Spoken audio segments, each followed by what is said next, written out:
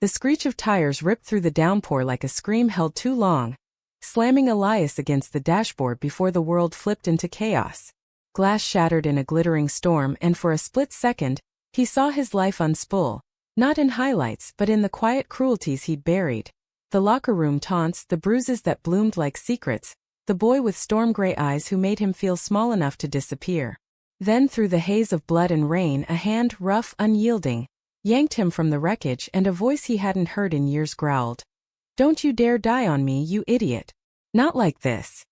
Elias coughed up rainwater and regret, his vision blurring as the paramedics swarmed. Harlan's face hovered above him, etched with something fiercer than fear. Desperation, maybe, or the ghost of an apology neither had ever voiced. In that moment, as sirens wailed into the Seattle night, Elias wondered if salvation could come from the same hands that once tried to break him. Rain hammered the emergency room windows like it was trying to wash away the sins of the city, but Elias felt every drop as a reminder: survival wasn't clean. He lay in the sterile bed, stitches pulling at his temple, ribs aching with each shallow breath, while the morphine drip blurred the edges of his pain. The accident replayed in fragments: the red light he swore he'd beaten, the pickup truck veering wild from the storm-slick streets of Capitol Hill, the impact that turned his beat-up Honda into a crumpled accusation. He'd been heading home from the bookstore shift, mind adrift in the kind of numb routine that kept the past at bay, when fate, or whatever cruel jester pulled these strings, decided to drag it all back. A nurse poked her head in, clipboard in hand. "Mr. Reyes? You've got a visitor. Says he's family." Elias's stomach twisted. Family? His mom was back in the Philippines, video calls their only tether, and his sister Theo was probably still scrubbing paint from her hands after her latest mural gig downtown. No one else qualified. Unless... The door swung open, and there he was, Harlan Voss, broader than memory allowed, his leather jacket dripping onto the linoleum like an uninvited confession. Those gray eyes, sharp as Puget Sound fog, locked onto Elias with an intensity that made the room shrink. Harlan's hair was longer now, tousled dark waves framing a face hardened by years, late 20s maybe, with faint lines at the corners of his mouth that spoke of smokes and sleepless nights. He looked like he'd crawled out of a construction site brawl, flannel shirt untucked over jeans faded to the bone. "Elias," Harlan said, voice low and gravel rough like he'd swallowed glass on the way over. He didn't move closer, just stood there, fists clenched at his sides as if touching anything might shatter it. "Jesus, you look like hell." Elias forced a laugh, but it came out as a wheeze, pulling at the fore in his arm. Coming from the guy who probably caused half the wrecks in Ridge Valley High. "What are you doing here, Voss? Come to finish the job." Harlan flinched, just a flicker, but Elias caught it, the way his jaw tightened, the quick swallow that betrayed the armor. Back in high school, in that sleepy Washington town an hour east of Seattle, Harlan had been the king of cruelty, shoving Elias into lockers, spreading whispers about the fag with the weird lunchbox smells from his mom's adobo. It wasn't just bullying. It was a ritual, Harlan's way of proving something to the jocks, to himself. Elias had learned early to fold inward, to let the words bounce off like rain on his jacket, but they always seeped in eventually. "I pulled you out," Harlan muttered, finally stepping forward to drop into the chair by the bed. His hands, callous from whatever blue-collar grind he did now, twisted together, knuckles white. "That truck. It was gonna pin you. I didn't think. Just ran." Elias studied him, the morphine making everything soft around the edges. Harlan smelled like wet asphalt and pine, a scent that tugged at buried things. "Why? Last I checked you hated my guts. Or was that just foreplay I missed?" Harlan's eyes dropped to the floor, tracing the scuff marks like they held answers. "I never hated you. That's the problem." The words hung there, heavy as the forestand, and Elias felt the room tilt. Harlan, the straight-arrow quarterback who dated every cheerleader in a 10-mile radius, admitting something like that?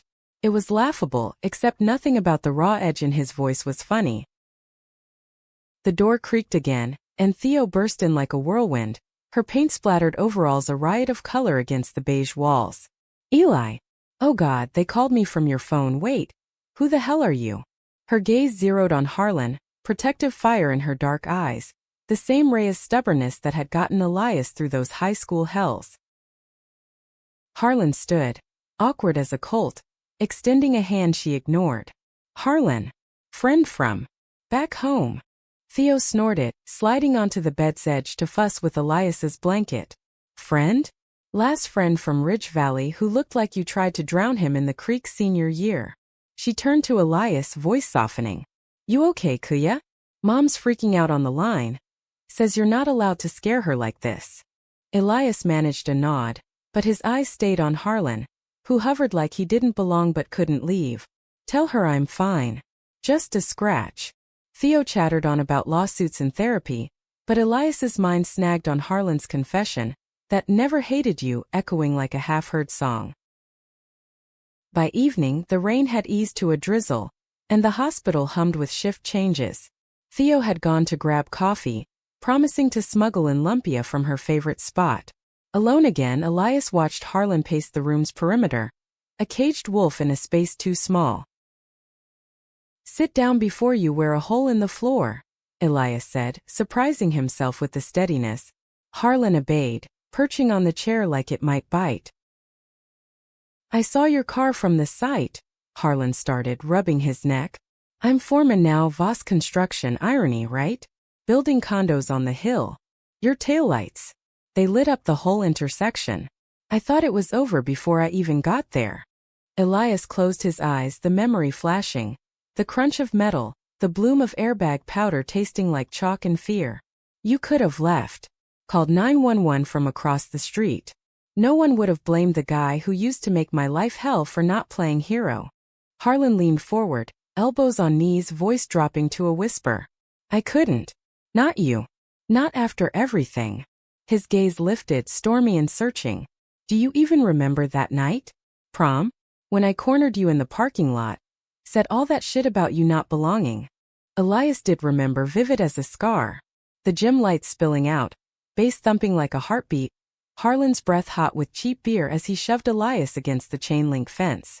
Freak, he'd snarled, but his eyes had lingered too long on Elias's mouth, on the way his tie hung loose. Elias had run then, heart pounding with a mix of rage and something sharper, unnamed. I remember, Elias said quietly. You looked like you were drowning in it. The hate. Or whatever it was. Harlan's laugh was bitter, self-aimed. It was fear, Elias. Fear of what seeing you did to me. You with your books and your sketches, so goddamn sure of who you were when I was choking on lies every day. He paused, breath ragged. I dated Sarah after that. Married her straight out of school. Lasted 2 years. She knew though. Said I looked at her like she was a stand-in. The confession landed like rain on parched earth, soaking in slow. Elias's chest tightened. Not with pity but recognition. He'd spent years rebuilding after Ridge Valley, moving to Seattle for the anonymity of crowds, curating shelves at that indie bookstore where stories felt safer than people. Dates had come and gone, fleeting as cherry blossoms, but none had cracked the wall Harlan's cruelty built. Why tell me now? Elias asked, voice barely above the beep of monitors. Because I almost lost you today. And I can't keep running from this. Harlan reached out, hesitating before his fingers brushed Elias's hand, warm, tentative. Stay. After you're out. Let me make it right. Please.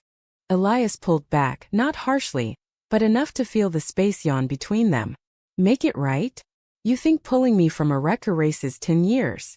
No, Harlan admitted, eyes glistening in the dim light. But it's a start. And God, Elias, I need it to be. Theo returned then, arms laden with styrofoam cups and greasy bags, diffusing the tension with her chatter. Harlan slipped out with a nod, promising to check in tomorrow. As the door clicked shut, Elias stared at the ceiling tiles, counting cracks like constellations. Harlan Voss, the bully who'd haunted his dreams, begging for a chance? It was absurd, terrifying, and beneath it all, a spark he hadn't felt since that parking lot, when hate and want had blurred into one. The next morning brought gray light filtering through half-drawn blinds, and with it, a restlessness that clawed at Elias's bandages. Discharge papers crinkled under his fingers as the doctor rattled off instructions. Rest, no driving, watch for concussion signs. Theo hovered like a sentinel, packing his duffel with the efficiency of someone who'd nursed him through worse chickenpox quarantines, heartbreak hangovers, the quiet unraveling after Dad's letters stopped coming from Manila. "You sure about letting that ghost stick around?" she asked, zipping the bag with a pointed glance. "Harlan Voss? The same asshole who glued your locker shut with that glitter bomb prank? Eli, you're too soft for redemption arcs." Elias shrugged, wincing at the pull in his shoulder. "He saved my life, Theo. That's not nothing." But even as he said it, doubt gnawed. Was it heroism or guilt? Harlan's eyes last night, raw and pleading, suggested the latter, a man cracking under the weight of his own history. By noon they were weaving through Seattle traffic in Theo's battered Subaru, rain-smeared wipers slapping a metronome to her playlist of indie folk that always made Elias think of open roads he'd never taken. His apartment in Fremont was a third-floor walk-up above a tattoo parlor, walls lined with dog-eared paperbacks and sketches of faces he'd glimpsed on buses, strangers with stories he invented to fill his own silences. Theo fussed him onto the couch, propping pillows like battlements, before heading to her studio with a fierce hug and a warning. "Call if he shows. I'll bring the pepper spray." Alone, the quiet amplified everything. The hum of the fridge, the distant troll toll of the bridge, the echo of Harlan's voice. Elias dozed fitfully, dreams tangling wreckage with hallways, Harlan's hands both pushing and pulling. He woke to a knock, sharp, insistent, and there was Harlan again, bearing a paper bag that smelled of pho from the Vietnamese spot on Aurora. "Figured hospital food was shit," Harlan said, stepping inside without invitation, his presence filling the space like smoke. He moved with the careful grace of someone assessing a site, eyes scanning the cluttered bookshelves, the faded pride flag pinned above the kitchenette. "Nice place. Smells like home somehow." Elias sat up, blanket pooling around his waist. "Home? Last home we shared was a nightmare." But he waved him to the armchair, curiosity outweighing caution. Harlan unpacked the bag, steaming bowls, lime wedges, basil sprigs, arranging it on the coffee table with surprising tenderness. They ate in companionable silence at first, spoons clinking, steam curling like secrets. Harlan's knee bounced under the table, a tick Elias remembered from Chem Lab, when Harlan would copy his notes then accidentally spill soda on them.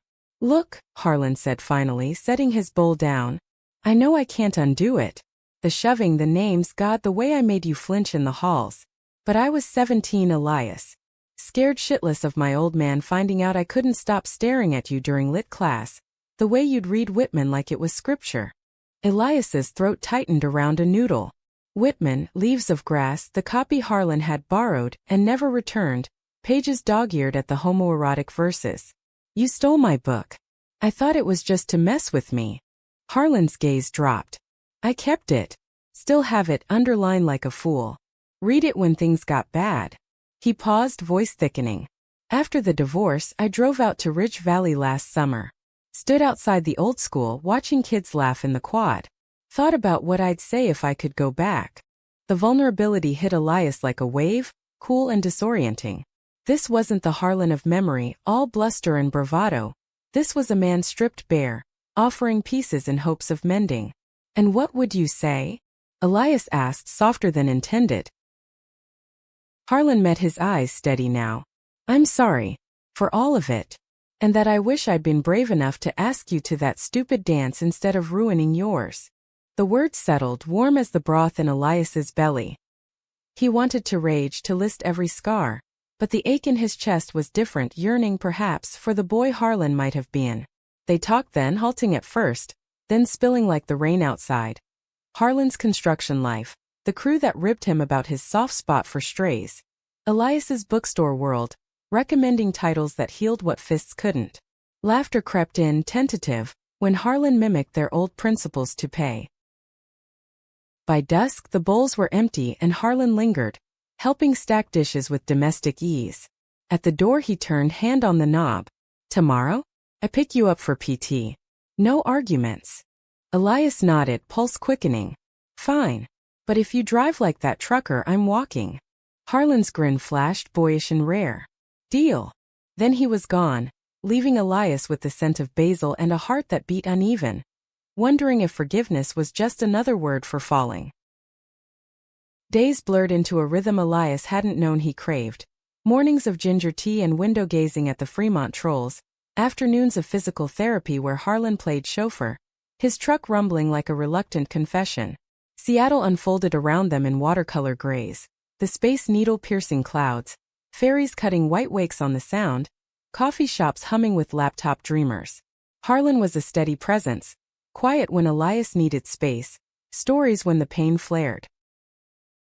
One evening, after a session that left Elias's leg throbbing, they detoured to Discovery Park.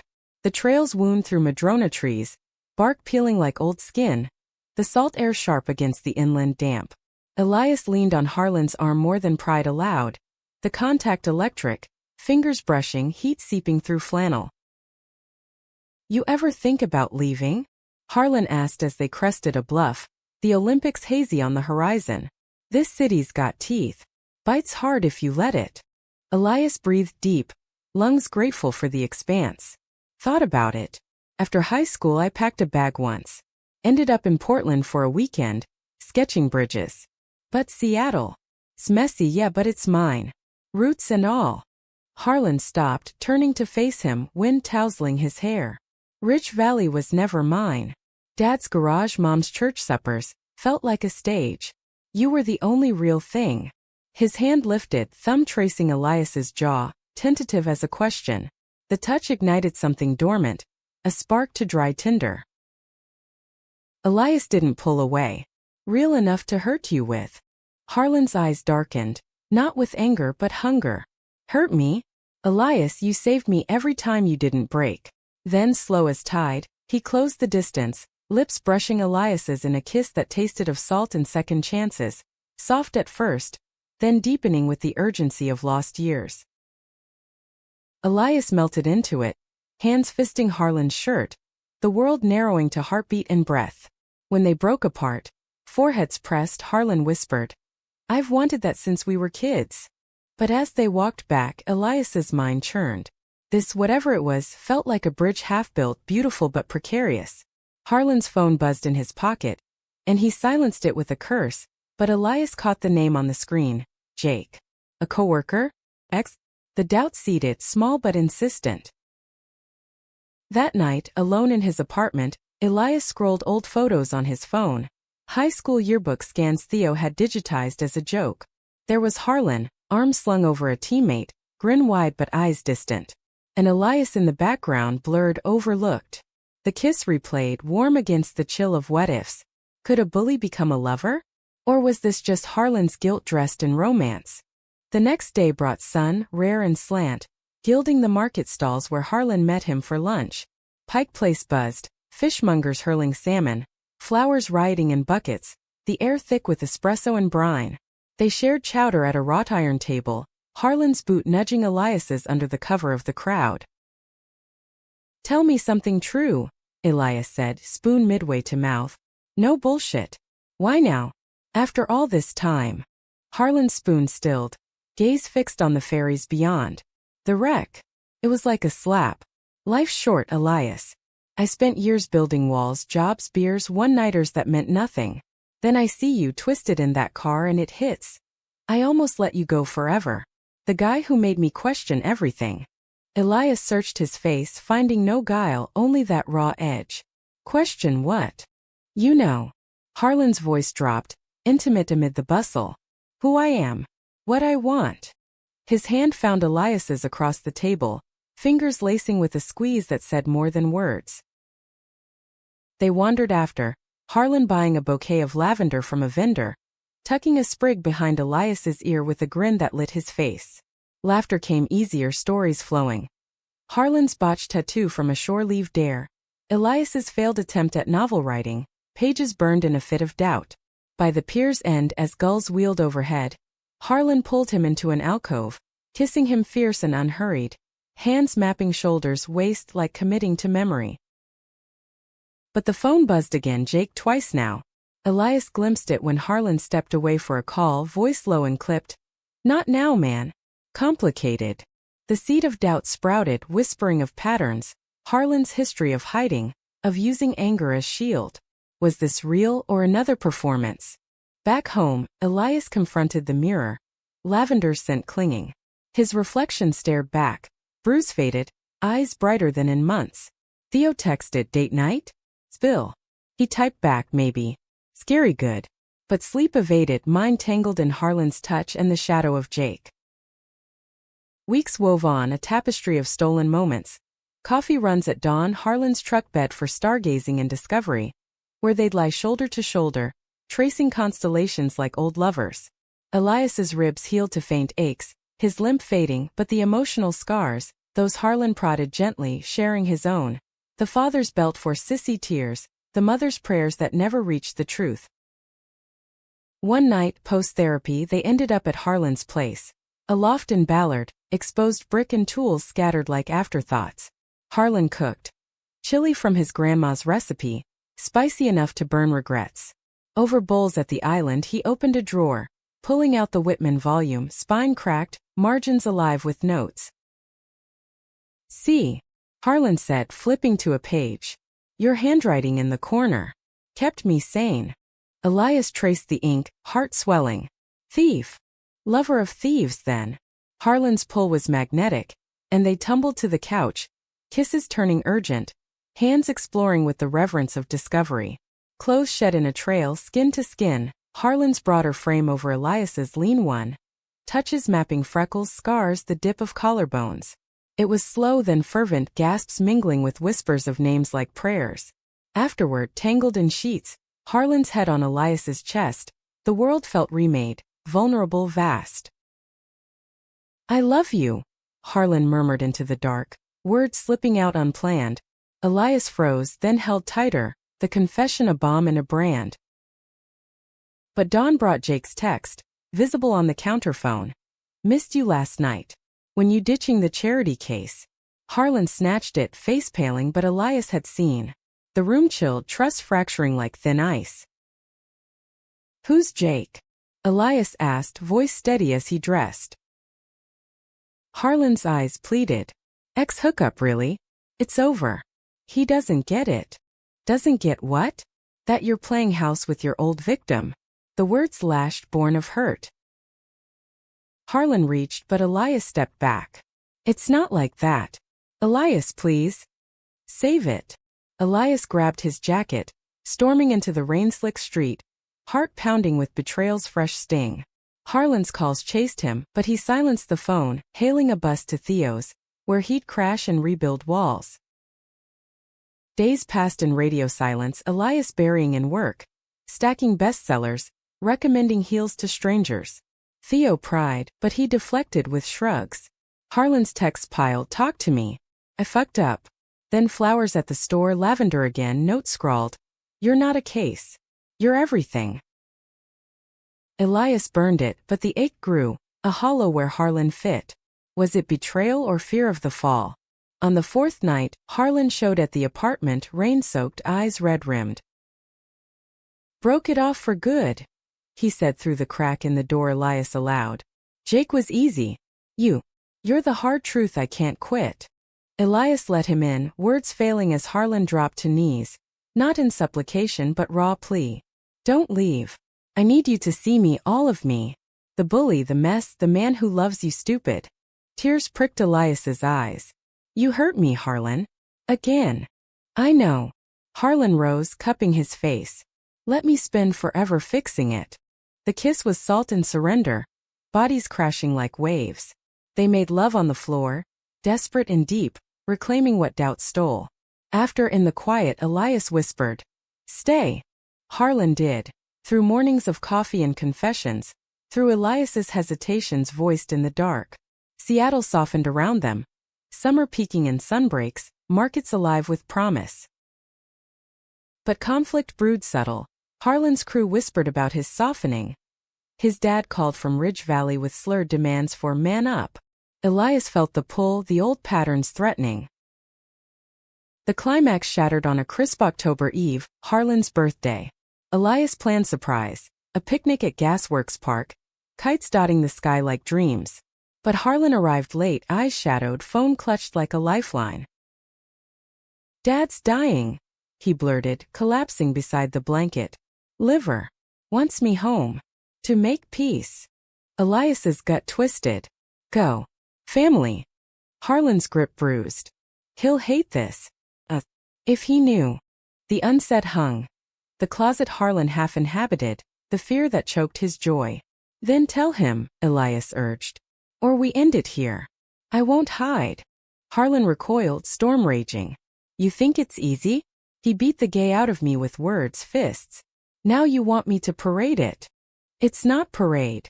It's truth. Elias stood, wind whipping. I won't be your secret, Harlan. Not after everything. Harlan's shout echoed raw, broken. Then go. Leave like everyone else. But as Elias turned, Harlan lunged, tackling him to grass, sobs racking. Don't. God, don't. I can't lose you. They clung there, kites diving witness as Harlan spilled. The boy's love buried under boy's rage, the man's redemption in Elias's grace. I'll tell him. Tomorrow. With you if you'll come. Elias nodded, holding through the unravel. Dawn found them driving east, Ridge Valley's pines welcoming like old foes. Harlan's dad lay frail in the hospice, eyes milky but sharp. Harlan's hand shook in Elias's as he spoke. Dad, this is Elias.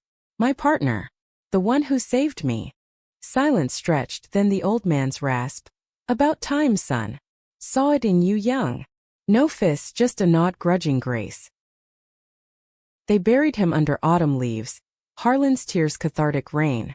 Back in Seattle, winter loomed gentle, their love tempered true. Months later, on a clear spring night, Harlan proposed under the troll ring, simple, silver, etched with Whitman lines. Elias said yes, laughing through tears as Theo hooped from the shadows.